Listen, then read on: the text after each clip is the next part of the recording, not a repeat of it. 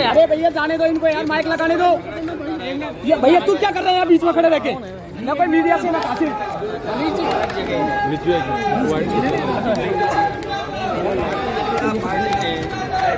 भैया वो हर चुनाव खोट से जीतना चाहते हैं। हर चुनाव में कुछ न कुछ लूट तंत्र अपनाते हैं। कोई कल्पना कर सकता है कि पुलिस प्रशासन सरकार जिसकी जिम्मेदारी ये होती है कि वोट ज़्यादा पड़े, और आप सब जानते होंगे जब कभी चुनाव होता है इलेक्शन कमीशन ये कोशिश करता है कि ज़्यादा से ज़्यादा वोट निकले, ज़्यादा से ज़्यादा लोग वोट डाल करके जाएं। पहली बार आपने देखा होगा कोई चैनल ऐसा नहीं है जिसने अपने कैमरे के माध्यम से ये ना देखा हो कि पुलिस प्रशासन और अधिकारी सब लगे हुए थे कि वोट ना निकल पाए।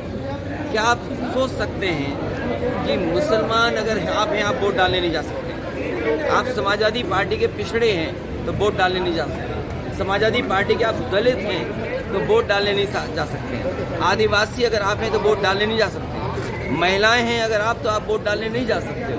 ये नए तरह का जो लोकतंत्र है, ये सबसे बड़ा खतरा पैदा हुआ है बीजेपी की सरकार में। अडानी को लेकर क्या कहेंगे? मैंने कहा अडानी को लेकर कि ये लंबी लड़ाई है, लड़ाई चलती रहेगी। केवल एक समुदाय को टारगेट किया गया यूपी में, एक समुदाय को ही टारगेट किया गया सबसे तो ज्यादा। यही तो मैं कह रहा हूँ कि लोकतंत्र का सबसे निचला स्तर बीजेपी पहुंचा लिया। बीजेपी को पता था कि चुनाव हार रहे हैं, बाई इलेक्शन हार रहे हैं, 9 की 9 सीटें आधे प्रतिशत में गिनती में 9 की 9 सीटें हार जाती है। इसीलिए पूरी सरकार वोट लूटने में लगी हुई थी। एक डीएम, एसएसपी, कमिश्नर इसलिए लाए गए हैं दूसरे प्रदेश से कि वो उत्तर प्रदेश में लूट करके वापस चले जाएं। आपके राजस्थान के भी कई अधिकारी हैं, सुनने में आ रहा है यूपी से कमा करके आपके राजस्थान में इन्वेस्ट कर रहे हैं। सोचिए यूपी का पैसा राजस्थान में इन्वेस्ट हो रहा है। ये पिस्टल वाले वीडियो में अखिलेश जी कह रहे थे कुछ बीजेपी के नेताओं ने। लिस्ट बनाएंगे और हम आपसे भी मदद मांगेंगे कि अगर ऐसे अधिकारियों के बारे में, ऐसे लोगों के बारे में जानते होगे तो हमारी मदद जरूर करना। ये पूरे देश को मैंने कहा पिस्टल जो दिखाई पुलिस ने, क्या महिलाओं को आप रोकोगे वोट डालने के लिए? मैं उन बहादुर अपनी माताओं को, बहनों को मैं बधाई देना चाहता हूँ। उन्होंने वो साहस दिखाया, वो रिवॉल्वर, वो गोली, और इंस्पेक्टर से नहीं डरे।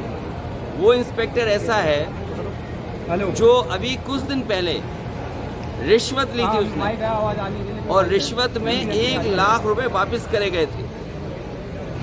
1 लाख रुपए वापस हुए रिश्वत में। अभी सुनने में आए कुछ पुलिस वाले राजस्थान में पकड़े गए थे, यूपी पुलिस वाले।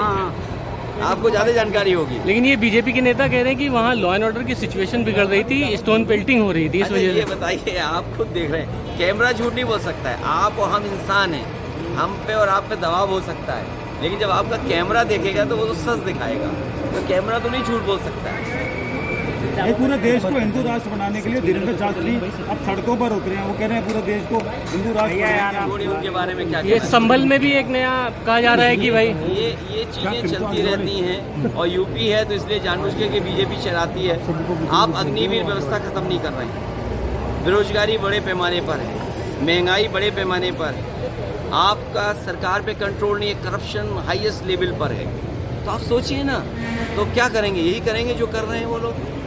और फिर एक योगी से ये उम्मीद नहीं करेंगे, कोई वस्त से योगी थोड़ी हो जाता है, विचार से बनता है। Thank you so much. Thank you. अरे हम बहुत पुराने यहाँ के।